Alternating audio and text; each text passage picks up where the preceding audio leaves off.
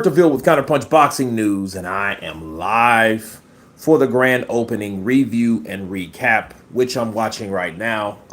As I speak, Callum Smith takes the center stage. 6'3", 175, former 168-pound champion Callum Smith.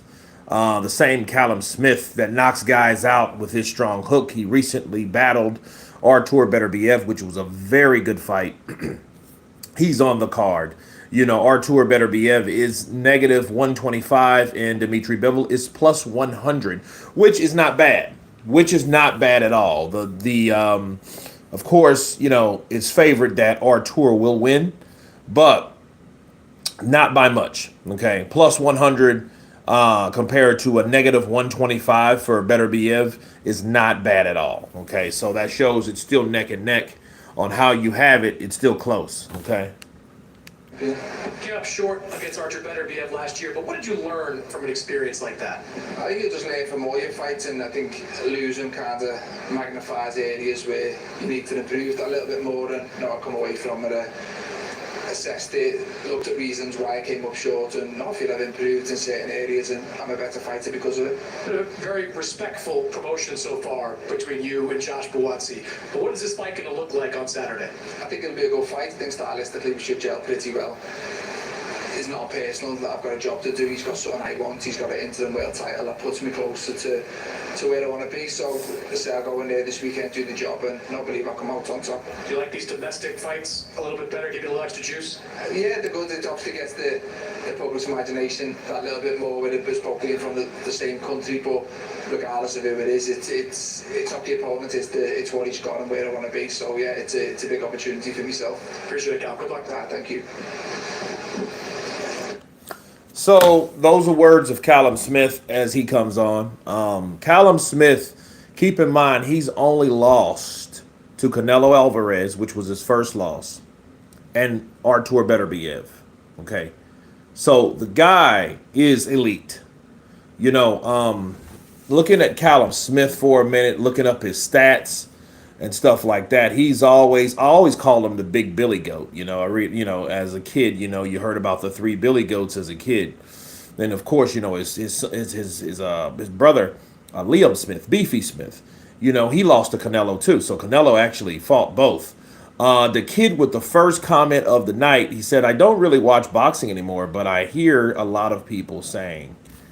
Okay, well, the kid, I think you need to return back to the sport of boxing, especially this week, because we have the biggest fight card pretty much ever. Tank should fight Shakur. Do you think that would be a good matchup? I mean, I think stylistically it would be. I think if people would stop trying to shoot down Shakur Stevenson as much, I've let off of Shakur, to be fair, because Shakur Stevenson, man, he's a boxer. That Dos Santos fight was pretty disappointing, but it's not the end of the world. People have flat performances all the time. We did learn a lot about Shakur Stevenson. He's just not a banger. He's a boxer. He's a very skilled boxer. There's a reason why ESPN sought after him when he came out the Olympics. Okay, so Buatsi he just reached the stage. That's who Callum Smith will be fighting on this particular card, which is stacked. The card is stacked, people. I mean, absolutely full of talent. Okay, this is the best card probably ever.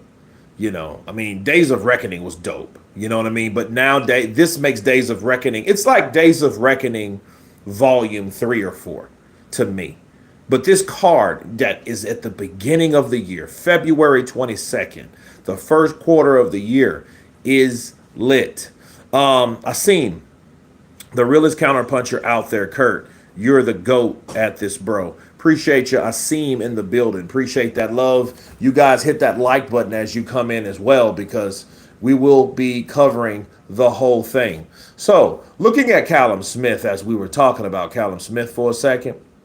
Callum Smith, man, let's check his box regs. There you go, right at the top. Boom. Okay, you look at Callum Smith, his record, man. The way he did Gilbert Castillo was absolutely criminal. I mean, it's crazy. Let me see what Buatsi has to say. This feels like a pretty big one. How are you feeling going into Saturday? Feeling good, man. Happy to be fighting in Saudi Arabia, and a lot's on the line, so I'm looking forward to it. You've been coming up the ranks with Callum over the years. Did it ever occur to you over that time that, hey, this might be a guy that I'll fight someday? Only when the contract was signed. Yeah. What do you think this fight's going to look like? One that I win. However it looks, I'll come on top. I was asking Callum, you guys have been very respectful of each other over the course of the last couple of months. But what is the fight going to look like in the ring? How good stylistically do you think this fight is? Yeah, it's a style that should gel. Whatever style I have to provide to win, that's what I'm going to do. You think this puts you one step closer to that full world title?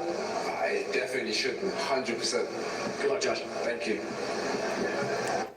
Okay, not a lot of trash talk. Joshua Buatsi, is an undefeated fighter. 19-0. He's taking on Callum Smith, which by far it has the better, has the more experience. He's the most experienced guy that he's fought. Okay, because Willie Hutchinson was decent. But Callum Smith, I think, is going to be a challenge. Buatsi has to stay on his toes. I will do the breakdown and fight prediction tomorrow between these two. Okay.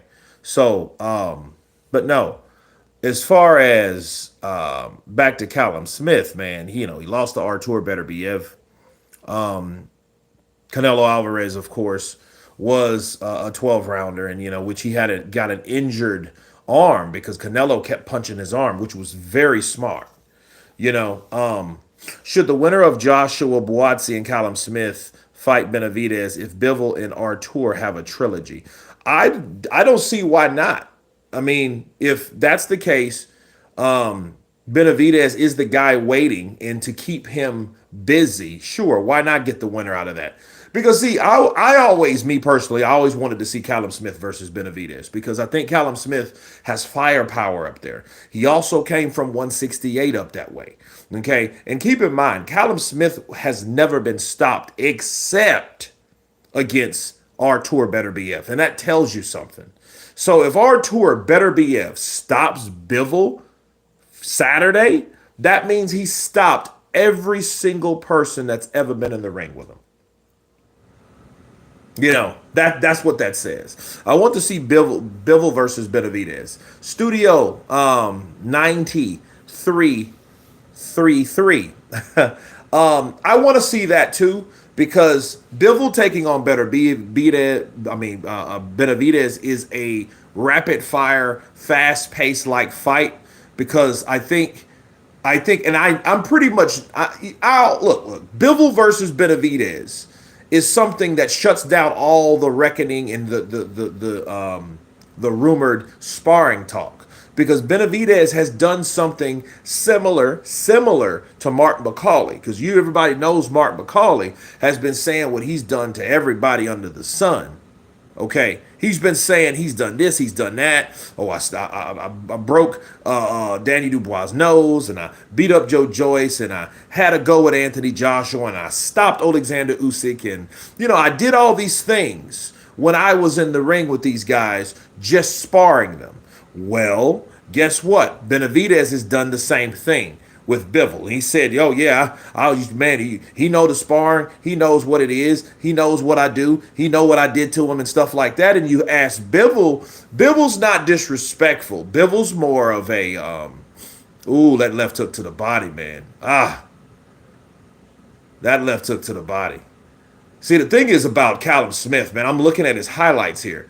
This dude, that left hook, even the right as well, that right hand or that left hook, head, or body, don't matter. When he gets you, he's going to split you, and he's oblong.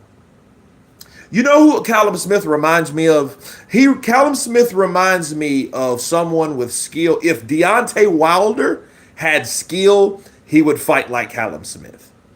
You know what I mean? Because, to honestly just keep it a buck, someone like Wilder, which I'm going live talking about Wilder tomorrow. We'll talk about him, because I got a video about him. So we're going to recap on that video because I haven't posted it yet. So, that straight right, the punch that he landed on Gilbert Castillo, where his leg was shaking like it was, that was scary. That was a scary knockout. Asim, Kurt, I remember you saying that Roy Jones was your favorite light heavyweight. If Beterbiev stops Bivol in the next fight, how high would you rank him in the greatest light heavyweight champions? Pretty high. Since you already know that about Roy, he has to be the second. But understand, Roy didn't stay there. And then here's another thing. Roy didn't begin there either. So keep that in mind. He didn't begin at light heavyweight. Artur Beterbiev has made pretty much his career. He's done like a triple G, in the light heavyweight division. You see what I mean? It ain't like he's started at 154, then went to 160, and then 168, then 175. No, Roy has though. So Roy has more of a pound for pound edge over someone like Artur because he was in different weight classes, similar to like Canelo and Manny and Floyd and the rest of the greats. They started somewhere much lighter and had to fight and use their skill as moving up in weight. That's the difference. Whereas Artur, if anything, Artur started, remember, he was fighting Usyk at cruiserweight in the amateurs. So, and I'm not going to call him that because I like Artur. I'm not going to call him a weight bully, but you could actually say that, and have some type of argument that, hey, Artur could be a weight bully. You know what I mean? But as far as light heavyweights go, his record is perfect. You know what I mean? And it's almost a perfect knockout record. So if he stops Bivol, that would be something impressive, especially based on what we've seen Bivol, how his durability and what he was able to take. Because he was able to take those shots from Beterbiev, where a lot of fighters, matter of fact, the rest of them did not take those shots. Eventually, their ass went down, including Callum Smith. Okay, so let's hear Agit Kabayel. Let's go. Your next challenge is a pretty big one. Chen Lijiang, a big man, a southpaw, a big punch. What do you have to do to beat him? Yeah, we'll see on Saturday, we have a good game plan for him. On Saturday, we'll see. And let's go. You've been the underdog or close to the underdog in your last couple of fights, probably the underdog again coming to this one. Do you like being the underdog? Yes, of course, I like it. You see on Saturday, the underdog shocks the world again. Interim title on the line for this fight, but does that mean something to you? It's a small title, small world title, but after the small white title, maybe come the big world title. Good luck, Agit. Thank you. There's Agit Kabayel, upbeat as normal. I like Agit Kabayel. He's kind of the dark horse, that guy that he's the shadow, and amongst guys, and he's always surprising me. Listen, Days of Reckoning, I gave him no chance against Arslanbek Markmadov. Why? Because Arslanbek was the guy that was being pushed. He was the guy that was highly being promoted. He was the guy that more than likely, if he would have won, he would have fought someone like Tyson Fury. In fact, Tyson Fury probably would have fought, if he wouldn't have got that Usyk fight, Tyson Fury would have put his WBC belt on the line to fight someone like Arslanbek Markmadov, just based on his overall pushing and promoting power that was pushing him. That engine that was pushing Arslanbek was pretty deep. Okay, so Studio 33. I told my homeboy Roy Jones beats Andre Ward and he can't see it. Yeah, he beats Andre Ward. I mean, no one beats Roy at that time. Just no one beats Roy at light heavyweight. No one. Not Kovalev. I don't think any of them do. Maybe Bivol based on the style, but that would have to do. He would have to have like a Calzaghe-like performance to beat someone like Roy. And keep in mind, though, when he did fight Roy was a lot older. Roy had got those knockouts by then, and he got cut.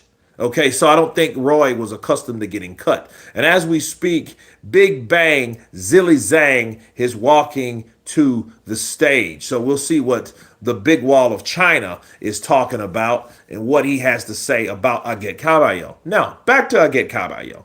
Agit Kabayel is that guy that we didn't give no chance to fighting Arslanbek, and he wiped the floor with him.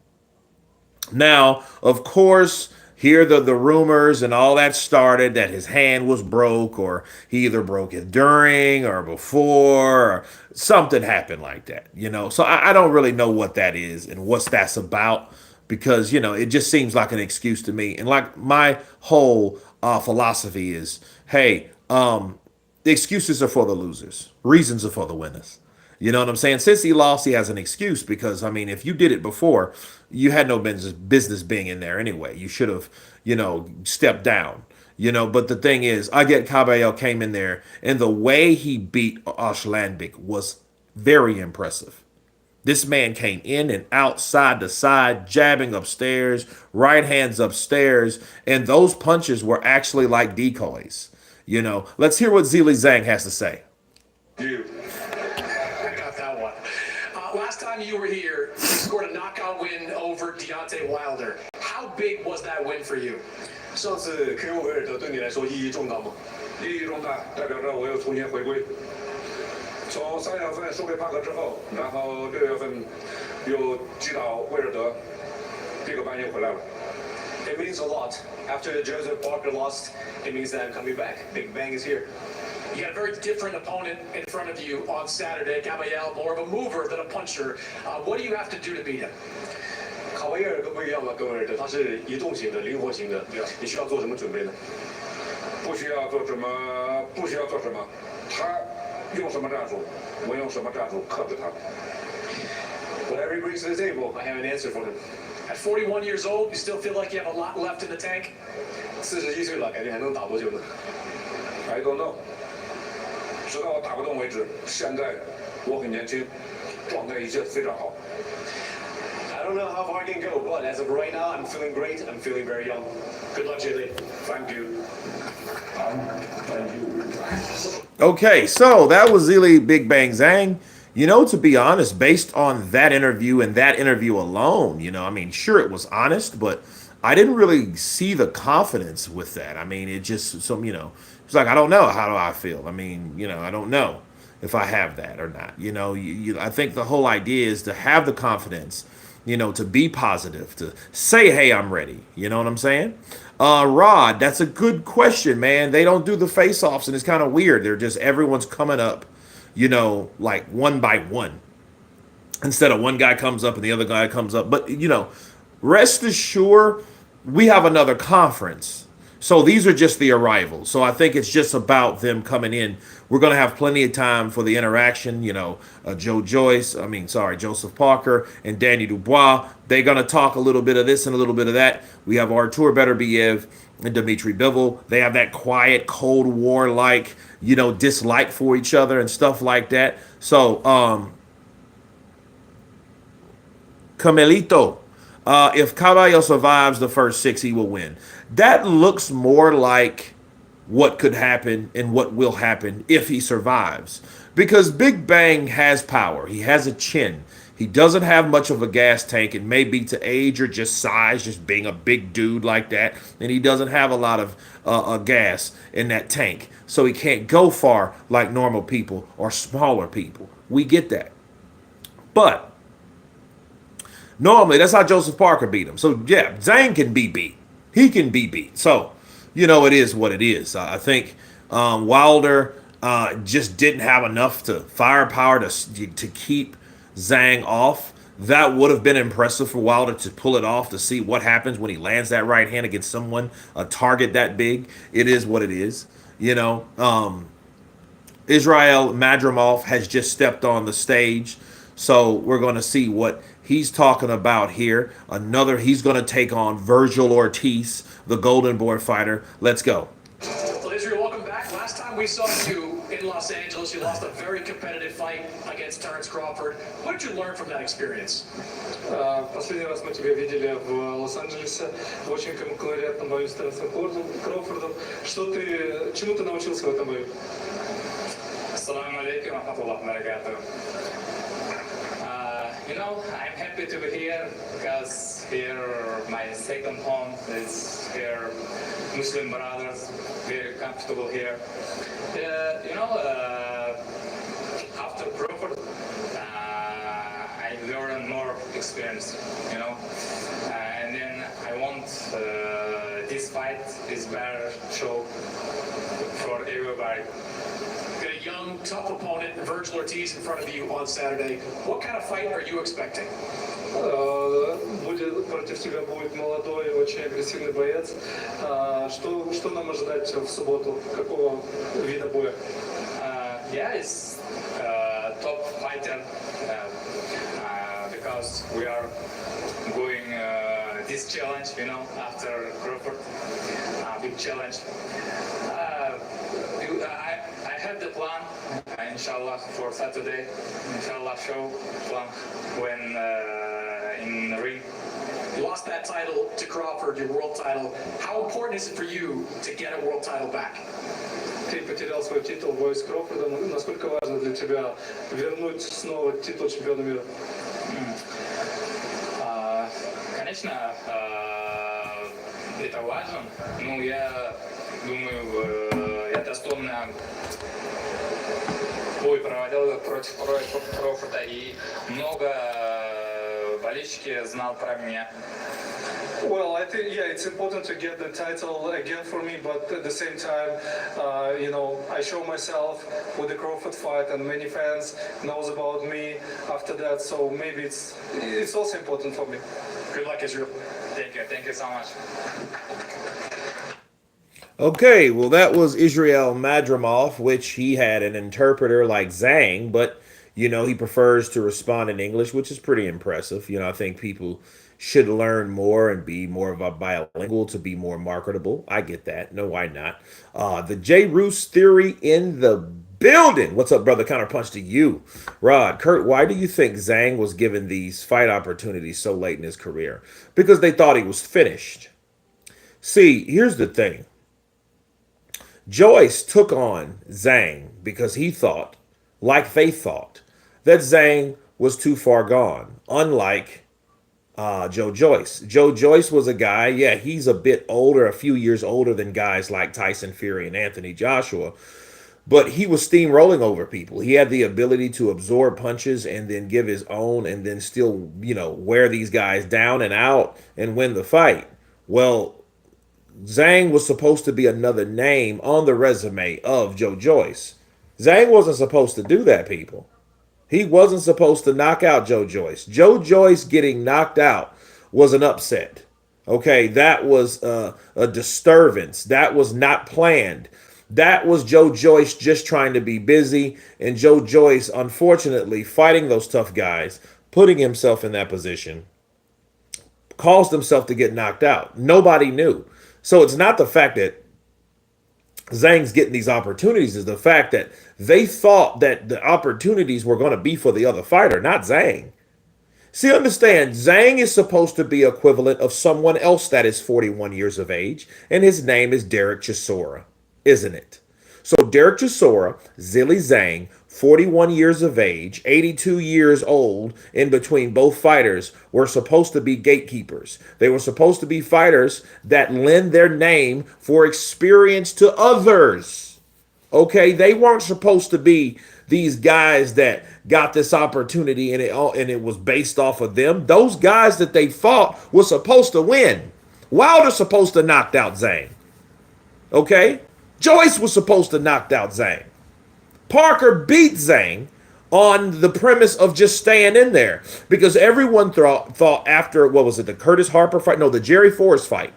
They thought that Zhilei Zhang was finished. He had missed his step. He was on his way out. The prime years have fled from him. Now it's time to put him in there with those guys to feed that name to those guys' resume. Okay? That's what they wanted. That's why Joe Joyce, they didn't really look at it like that. They're like, we're going to wear this guy out. He has bad stamina. We knew that about in the Hrgovic fight. We found that out about him. So we're going to wear this dude out. Then we're gonna wear him and pull his ass in the deep waters about the 6th or 7th round, and we're gonna beat the brakes off of him. And as I say that, hold on a second. We had a competitive fight against Terence Crawford last time out. When you watch that fight, do you see things that you could exploit in his game? I mean, yeah, me and Crawford are obviously different fighters, you know, so different approaches means different chinks in the armor, but, you know, we always find a way. You always find a way to make it physical out there, too. You already know. Good luck, Virgil. Thank you. And there's Virgil Ortiz Jr. as he steps on and then, steps off. Pretty mellow guy, I think Virgil Ortiz is pretty down to earth. I have been impressed with him because he's been able to move up in weight. So he took that initiative, and you have to understand something about fighters. When they move up in weight, they're fighting a whole different class of fighters, a whole different weight of fighters. So that means a lot. That's more risky. You know what I mean? But it's better for them. It's better for them to submit to the weight that they're supposed to be versus something that they're trying to make. 147 pounds wasn't working for him.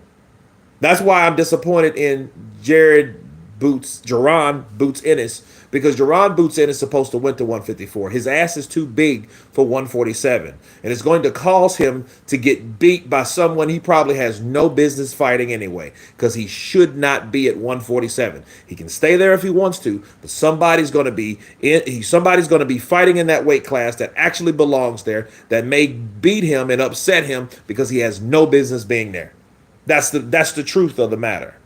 Okay, so Zang Kabayel will be fascinating. I think it will. I can't wait to see all of these fights, man. All of these fights are fights that I want to see. So there's not going to be none of Kurt going,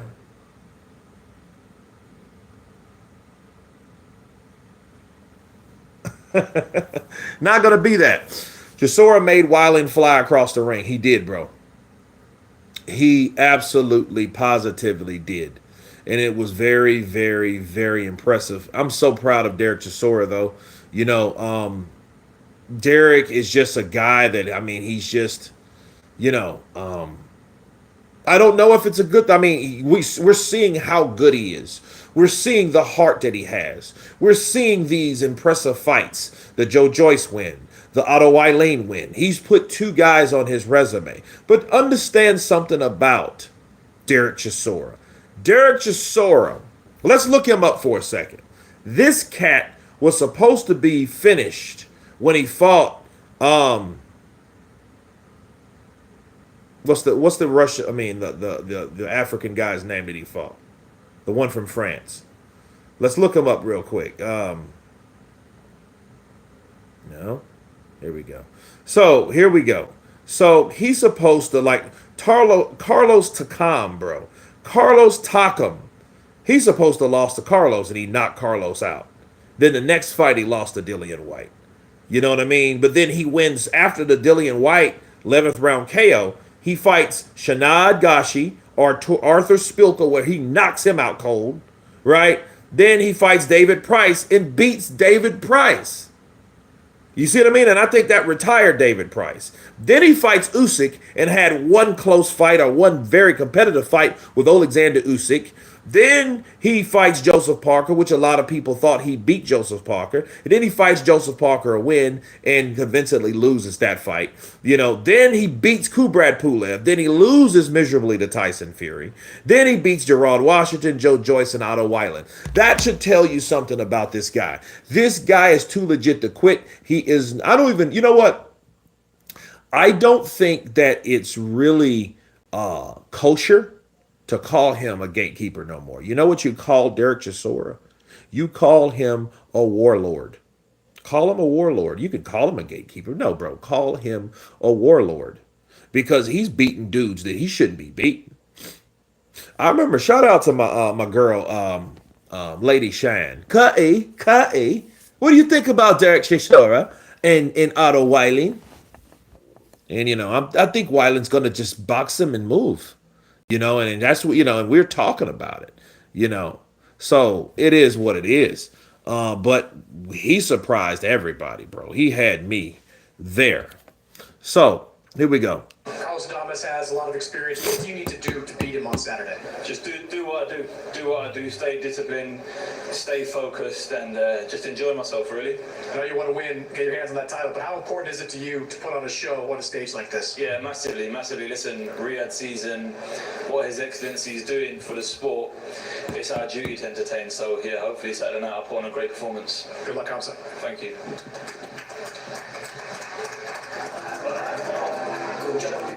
So, let's see. Billy Joe Saunders underachieved. Yeah, I mean, he had his opportunity and he pretty much bottled it, I think. But but then Canelo Alvarez is like Canelo. You have to understand that Canelo was perfect to me. That Canelo Alvarez could have beat anybody at 168 to me. Because I didn't see anyone beating him. He has the power, he has the chin, the durability, the combinations, he's the experience. You know what I'm saying? Like Canelo had it all in 2021. 2021, bro, he made history. He got all the belts. He shattered the eye of Billy Joe Saunders to the point Billy Joe quit. The irony was Billy Joe was talking about Danny Dubois, like, why did he quit? But then he did the same thing. So I thought it was like one of those karma things in full circle. Weiland is too weak. Yeah, I mean, that is true. He is a weak guy. He is a weak guy, isn't he? He doesn't have that punching power. He doesn't have that explosiveness. He's an awkward dude. He's just like, he reminds me of kind of like one of them big dudes that does like triathlons and stuff like that. Who do you think Shakur should fight? His opponent is being replaced. Yeah, I heard about Kid Austin. I was watching Showbiz's video on it. I don't know. I think they need to bring someone else in there. I mean, it sucks though that they had to because he's sick or something like that, and I don't know what's going on with him. But I mean, you fly like that, depends on where he came from. Yeah, it happens. So I don't know who he should fight. I think someone that can make weight. Hell, probably pretty much anyone now, because I think that's going to be the weakest link. This is what I don't want to see from Shakur, though.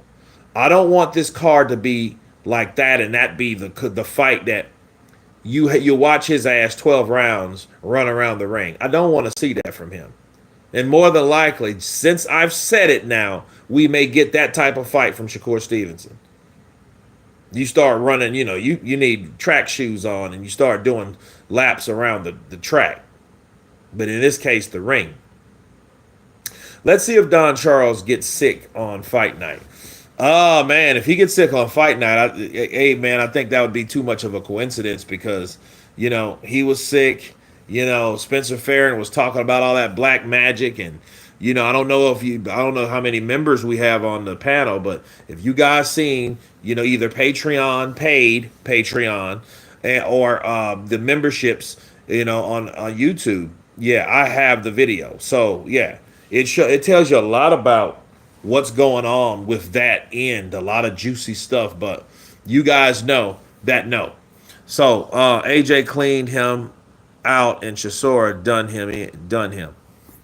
Well, I mean, it just like that Otto Weiland fight, the win from Joshua was impressive at the time, based on the fact that Otto Weiland, his first loss was against Tyson Fury, where at that time frame in 2019, he was the one that gave Tyson Fury more of a challenge than any other fighter. In fact, he hit Tyson Fury more than any other fighter, and that includes Deontay Wilder, Safari, Pianetta, Schwartz, all of those guys. Vladimir Klitschko, he was the guy that gave Tyson Fury more of a scare, and he hit Tyson Fury more, okay? Mac Weed, Triple D will KO Parker. I think that's what he set out to do. I have a lot of videos coming this week. I mean, a lot. And I have to kind of space them out because I'm doing more shorts now. So, you guys been on the grind, man. If Stan Dubois got to do magic for his boy to win, that's some weak, punk, cowardly stuff. Yeah, it's some weak, punk, cowardly stuff. Yes, it is. because it's almost like if you got to do that, then what's the point? What's the point of getting up every day? What's the point of training like the Dickens? What's the point of having faith with what you're doing? Because you believe that you can win, so that means you're going to put the work in, the faith, to get your ass ready every day. You're gonna go in there. You're gonna train. You're gonna condition your body. If you gotta use black magic, then what's the point? Insurance, you know. So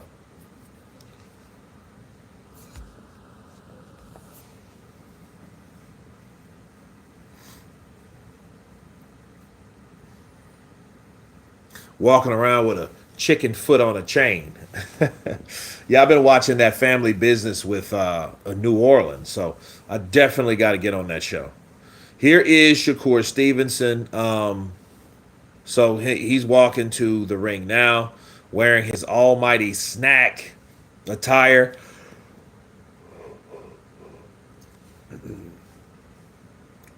Who you got, Bivol or Beterbiev? Actually, I'm doing that fight prediction tonight after this live stream. Because after this is over, I'm going to shut it down. We had a good man. I appreciate you guys for coming into the live last time. It was a good, impressive ones until the freaks came out at night. That was kind of weird, but you can expect that type of stuff. Scott Rooker, these lightweights and junior welterweights need to start fighting each other. Yeah, I mean, I've lost a lot of interest in that, and that used to be a very impressive weight class. This experience. I'm ready. I'm ready to capture the moment. I'm focused. I put in a great training camp, and it's my time. Last year was a tough year for you. Just one fight, had the hand injury. How eager are you to get your career back on track?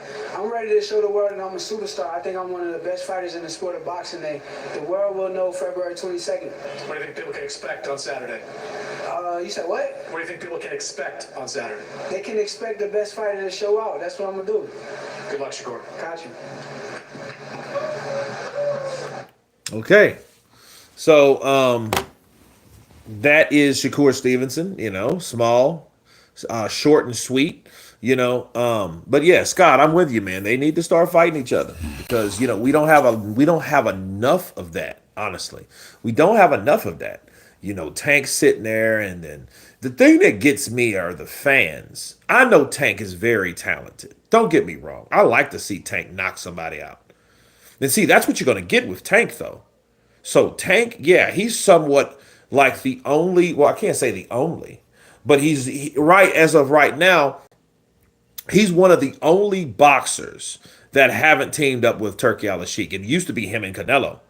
Now it's just him and Jake Paul. And Jake Paul, I don't think he's respected by Turki Al-Sheikh because Turki Al-Sheikh doesn't care for the YouTube boxing stuff. He doesn't care for those YouTubers. He doesn't care for that. He cares for guys that are elite in the sport right now, which I can 100% respect. Okay? Just keep that in mind. Okay? I saw your episode of To Catch a Predator. What is it like to meet Chris Hansen in person? I have no idea what you're talking about. If Tupac, I mean Shakur, LOL. Yeah. Yep. All right. If Tupac, I mean Shakur, LOL, had power, he would be a complete fighter nearly. Well, he just doesn't have it. I mean, he has injuries. Okay. I like Shakur when he beat Oscar Valdez. When he beat Oscar Valdez, I was pretty impressed with him. He would kind of, I kind of had my, I was satisfied with that because I never really cared for Oscar Valdez. I think he was always overrated fighter. And then, of course, I think he was also a Golden Boy fighter. So it is what it is.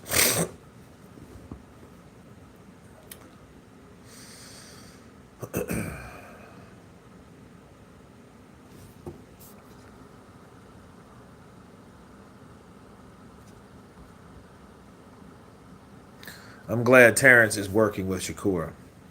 Well, I mean, I don't think that'll help his knockouts any, But then again, it's like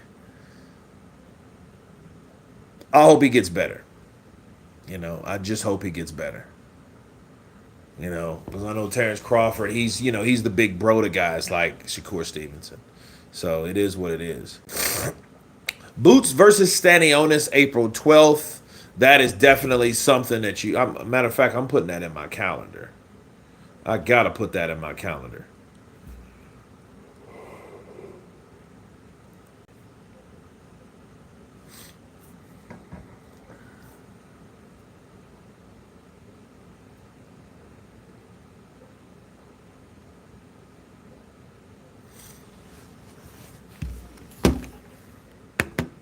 Do you think Boots ducked Virgil Ortiz? Yes and then no. I think he didn't want that type of challenge moving up to 154. And so I think what happened. So if it was between him moving to 154 or him wanting to stay, and fighting Ortiz, or staying at 147 and not fighting Ortiz, I think it's like, hey, let's go ahead and stay at 147 for a while. So let's see.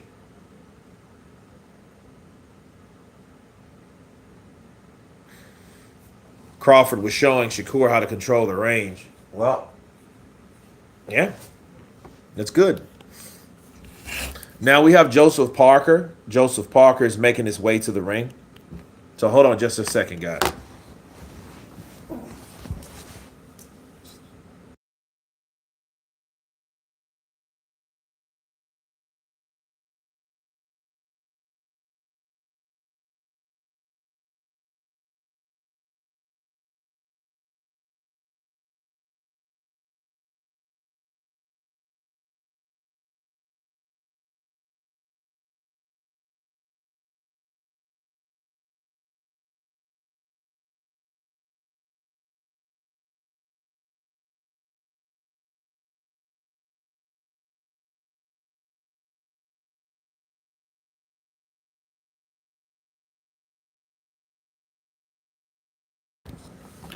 The co-main eventers. So we got Parker on stage. Look, Parker, bro. Parker's skipping, and man, he's skipping. He's in good spirit though. That's a good thing.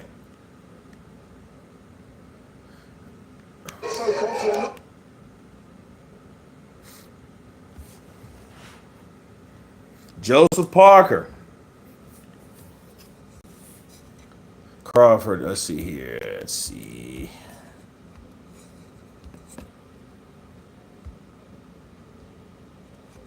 Well, Joe, energy coming into this fight. How are you feeling going into it? As you can see, I'm happy, I'm excited, and I'm looking forward to Saturday.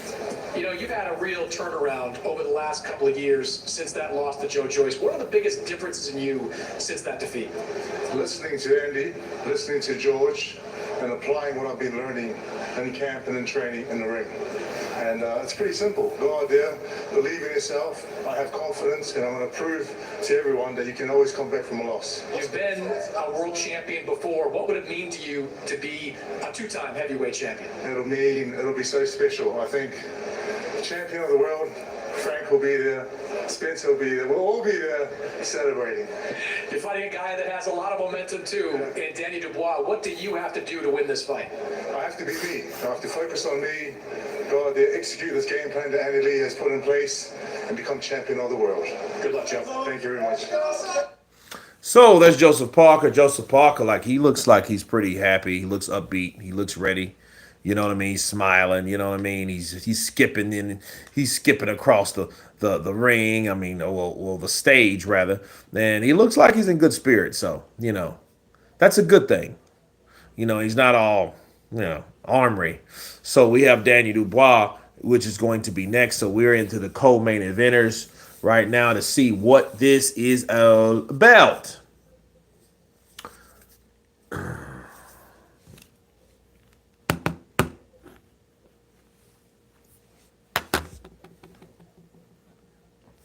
Cool.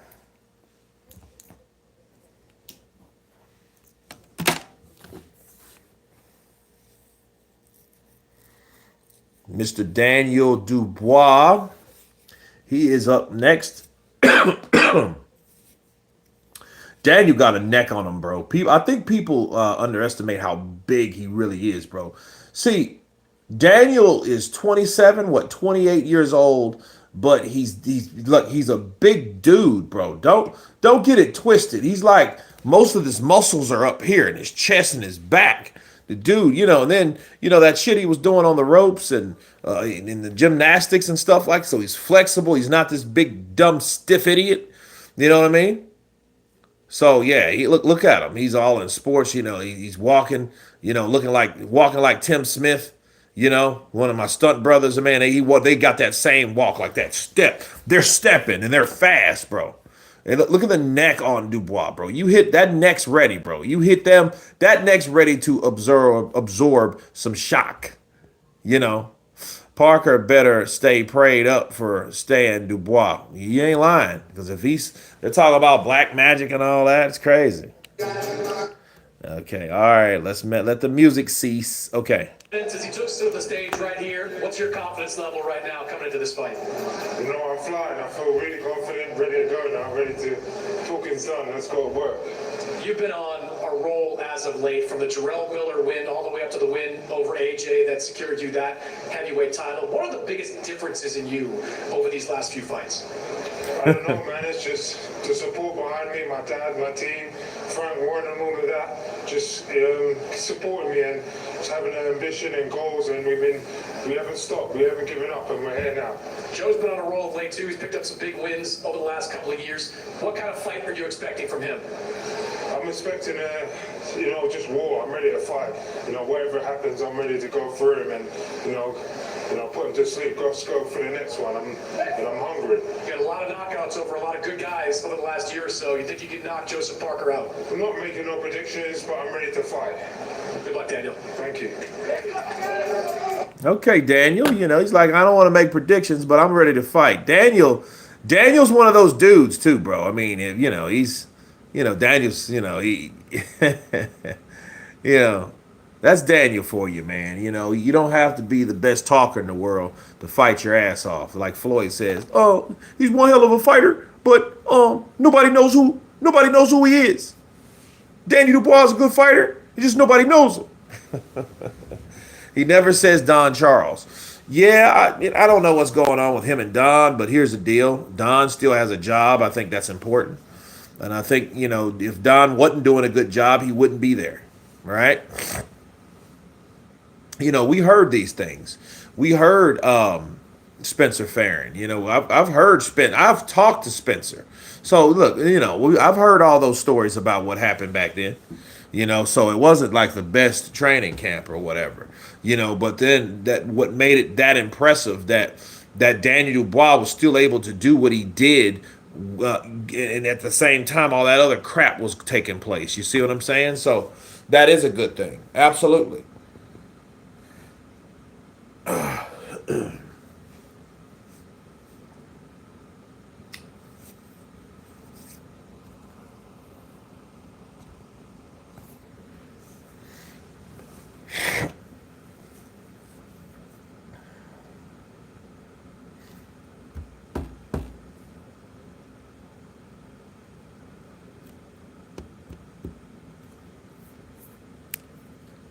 And something like Don Charles and Stan Dubois, they look like they could be related. They got the same profile.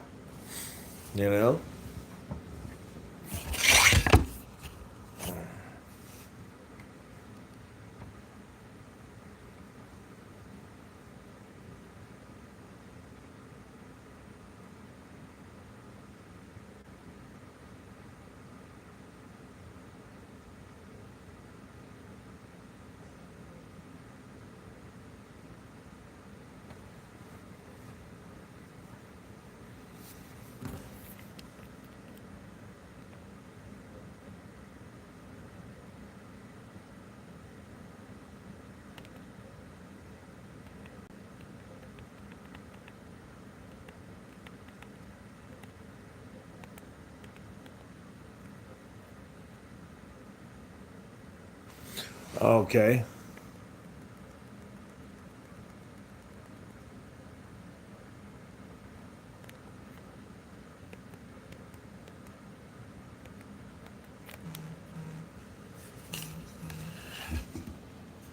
Okay, here we go.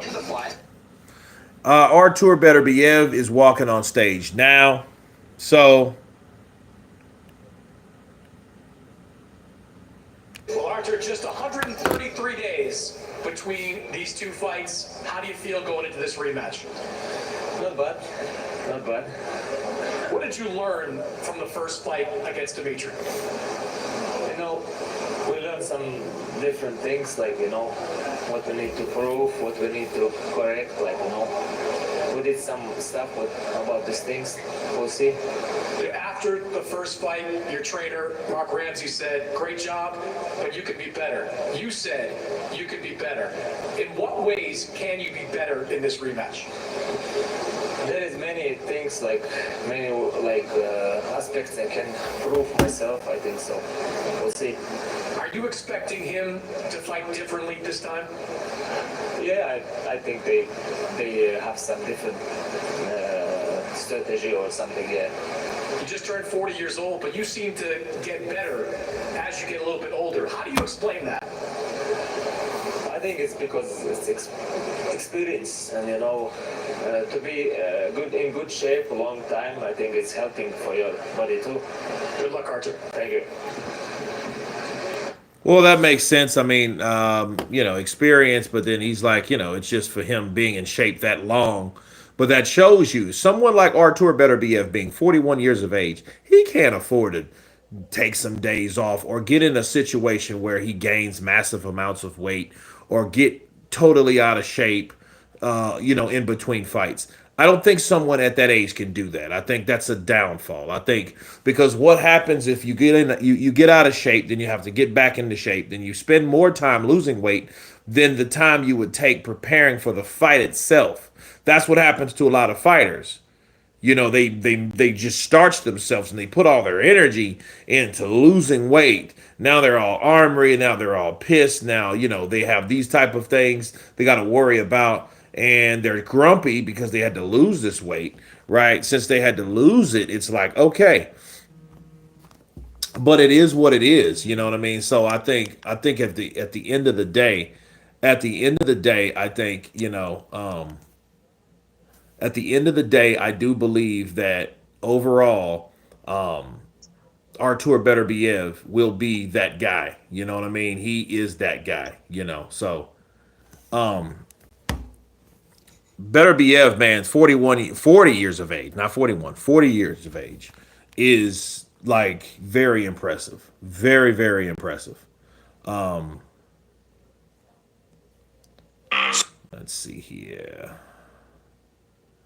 I don't even like it's crazy, man. It's like, you know what I noticed though? If you go to my channel, it doesn't even show that I'm live. It doesn't even show that I'm live. Shakur's opponent Floyd is going to miss a huge payday. Sick or not, I would have taken the fight. Yeah, I think that's weird. I just think that's weird. I think that's just, I don't know. I think that's lame. Cause you got to ask yourself at what, like, you know, because something tells me that you're already there. You know, you don't just all of a sudden pull out 4 days before the fight. You know, so that's crazy. I think that's nuts. Yeah, I'm definitely getting some weird stuff. Like, it doesn't, like, normally if you go to a channel it says live. It doesn't even say that. So I'm looking at that and I'm like, okay, what's up with this? Because I mean, it says live right now, but I'm not live. It shows that you were live today, bro. Well, I mean, here's the thing, the Mayhan. It's not showing that now. Like, okay, look at this. It's supposed to be live up there. You're supposed to see live right there. Each of those, it's supposed to be live. So every video, it's supposed to show you that you're live, and they're not showing it. So yeah, they're they're tripping, bro. They are tripping. So I don't understand what's going on with that, you know, that at all. So let's see. Let's see here. Okay, so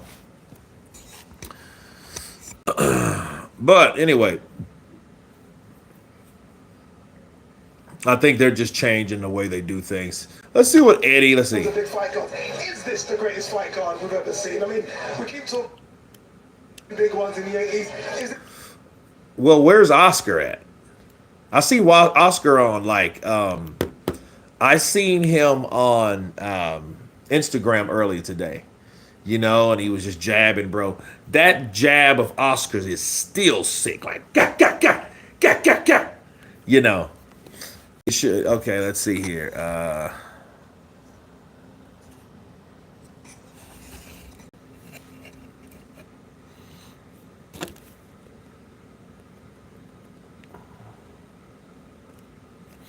Okay, let's do a poll. Let's get her interactive. Okay, is this the biggest fight card?